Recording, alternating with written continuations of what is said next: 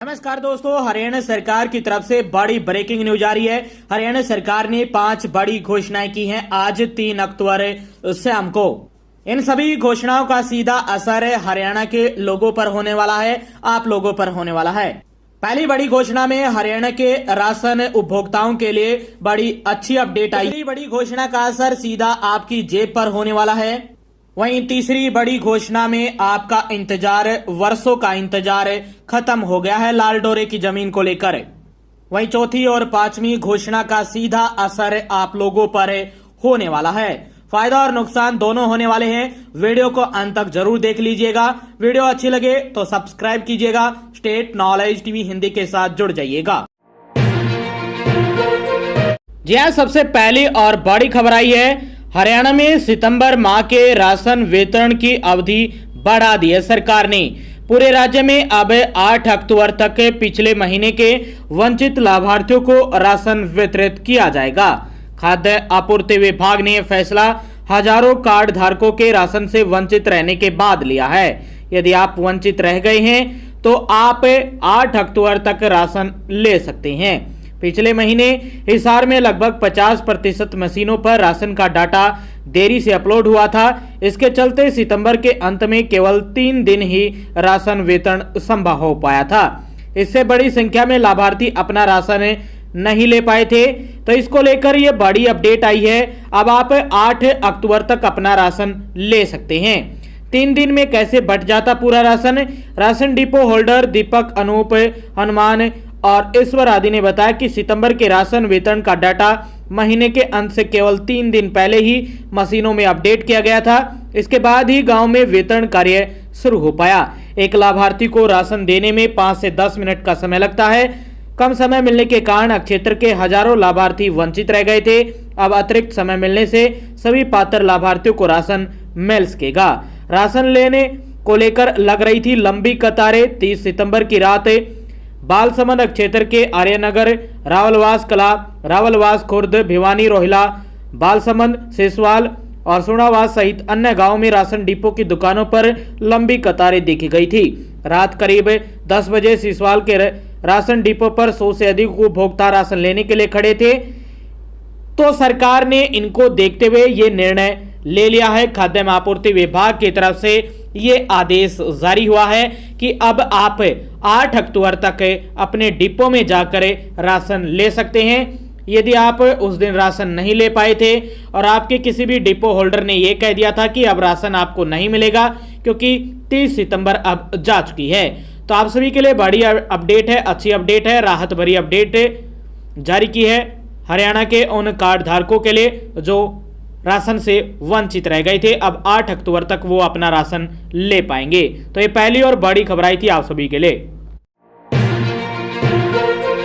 बड़ी खबर आई है, ये भी आप सभी के लिए है। हरियाणा सरकार के अधीन सहकारी समिति विटा ने त्योहारी सीजन की शुरुआत से ही ठीक पहले घी की कीमतों में अचानक बढ़ोतरी कर दी है। जी हां, उपभोक्ताओं को बड़ा झटका दिया है।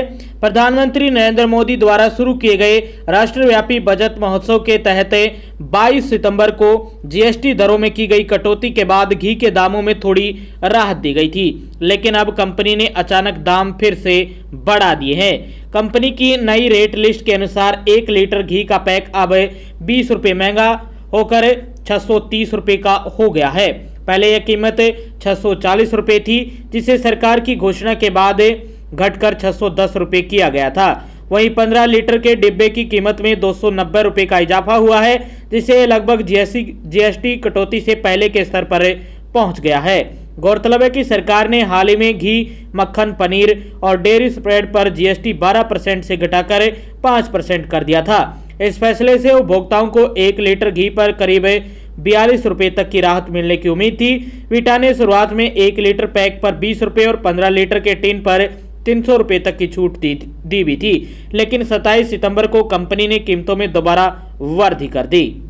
इस कदम से उपभोक्ताओं में नाराजगी देखने को मिल रही है। लोग मानते हैं कि त्योहारी मौसम में जब आमतौर पर छूट दी जाती है तो ऐसे में कीमत बढ़ाना अनुचित है। तो ये बड़ी अपडेट आई है आप सभी के लिए। आपकी जेब पर फिर से वही असर देखने को मिलेगा। 10 रुपये की छूट वही रहने वाली है, पहले 640 रुपये का था, फिर जीएसटी घटोतरी के बाद 610 रुपये का हो गया था। अब फिर से 20 रुपये की बढ़ोतरी हुई है। अब घी का 1 लीटर का पैक 630 रुपये मिलेगा। पहले जो 22 सितंबर से पहले 640 का था, अब रेट बढ़ने के बाद भी 630 का हो गया है, यानी 10 रुपये की तो राहत मिलने वाली है आप लोगों को। तो ये दूसरी महत्वपूर्ण बड़ी खबर आई थी, आप सभी के लिए सूचना थी हरियाणा सरकार की तरफ से।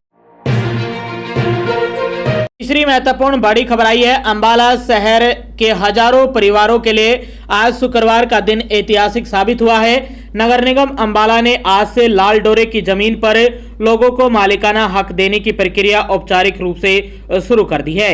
इस प्रक्रिया से शहर के विभिन्न क्षेत्रों में रहने वाले करीब 23,388 परिवारों को अपनी जमीन का कानूनी अधिकार मिलने वाला है। नगर निगम की मेयर शैलजा सचदेवा ने जानकारी देते हुए बताया कि लंबे समय से लाल डोरे की जमीन पर रह रहे लोगों को अब राहत मिलेगी। निगम प्रशासन ने यह सुनिश्चित किया कि जिन परिवारों का कब्जा लंबे समय से इस जमीन पर है, उन्हें अब वैधानिक मालिकाना हक दिया जाएगा। इसके लिए नगर निगम द्वारा संपत्ति प्रमाण पत्र जारी किए जाएंगे। बता दें कि मेयर के अनुसार इस योजना का सबसे बड़ा फायदा यह होगा कि अब लाल डोरे क्षेत्र में रह रहे लोग अपनी संपत्ति को कानूनी तौर पर रजिस्ट्री करवा सकेंगे। इससे उनकी संपत्ति का मूल्य भी बढ़ेगा और वे बैंक से लोन जैसी सुविधाओं का लाभ भी ले सकेंगे। बता दें कि निगम द्वारा जारी आंकड़ों के मुताबिक अंबाला शहर के विभिन्न वार्डों और क्षेत्रों में लगभग 23,388 परिवार इस योजना से सीधे तौर पर लाभान्वित होंगे। इनमें से अधिकांश परिवार दशकों से लाल डोरे की जमीन पर रह रहे हैं, लेकिन उन्हें कानूनी अधिकार नहीं मिल पा रहा था। इस वजह से वे अपनी संपत्ति को बेचने, खरीदने या बंधक रखने में असमर्थ थे। तो इस बार दिवाली इन लोगों की बहुत ही अच्छी होने वाली है, मेयर शैलजा सचदेवा। तो ये तीसरी महत्वपूर्ण बड़ी खबर आई थी आप सभी के लिए। और भी शहरों में इसको लेकर प्रक्रिया है, लाल डोरे की जमीन को लेकर जल्द ही शुरू होने वाली है। इसको लेकर भी अपडेट आई है, अंबाला शहर से शुरुआत हो चुकी है। फिर से अन्य जो शहर हैं हरियाणा के, वहां पर आपको स्वामित्व कार्ड दिए जाएंगे, मालिकाना हक दिया जाएगा, आप रजिस्ट्री करवा पाएंगे, आपके जमीनों के दाम में भी बढ़ोतरी होगी। गाँव में भी इसी प्रकार और शहरों में भी जो भी लाल डोरे की जमीन है वो मालिक को मालिकाना हक के रूप में स्वामित्व कार्ड देने का काम अंबाला से शुरू हो गया है। अन्य शहरों में भी जल्द ही ये प्रक्रिया शुरू की जाएगी। तीसरी महत्वपूर्ण बड़ी खबर आई थी आप सभी के लिए।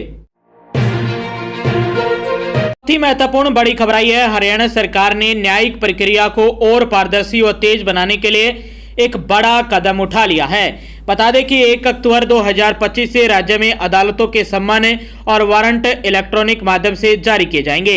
इसके लिए गृह विभाग के तहत हरियाणा इलेक्ट्रॉनिक प्रोसेस नियम लागू कर दिया है।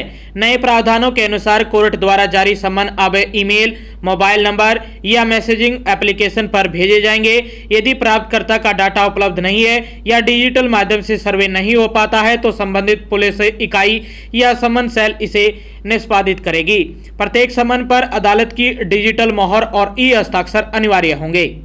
इलेक्ट्रॉनिक रूप से प्राप्त सम्मन को वैध माना जाएगा और इसका प्रिंट आउट भी आधिकारिक दस्तावेज की तरह मान्य होगा। जिला नोडल एजेंसी बनाई जाएगी। इसके लिए राज्य स्तर पर नोडल एजेंसी का गठन किया गया है। इसमें आईजी कानून एवं व्यवस्था, एडीजी लीगल, रिमाइंडर और अभियोजन विभाग के अधिकारी शामिल रहेंगे। वहीं प्रत्येक जिले में सम्मन सेल की निगरानी के लिए जिला नोडल एजेंसी बनाई जाएगी। इन सेल की अगुवाई सब इंस्पेक्टर या उससे वरिष्ठ अधिकारी करेंगे और सभी रिकॉर्ड डिजिटल रूप से सुरक्षित रहेंगे। तो ये चौथी और महत्वपूर्ण बड़ी खबर आई थी सरकार की तरफ से आप सभी के लिए। पांचवी अपडेट में कई खबरें हैं। पहली खबर आई है पांचवी अपडेट में, प्रदेश सरकार पहली बार हरियाणा में गरीब लोगों को फ्लैट बना कर देगी। पहले चरण में 509 फ्लैट दिए जाएंगे। इसके लिए 8 अक्टूबर को ड्रा होगा।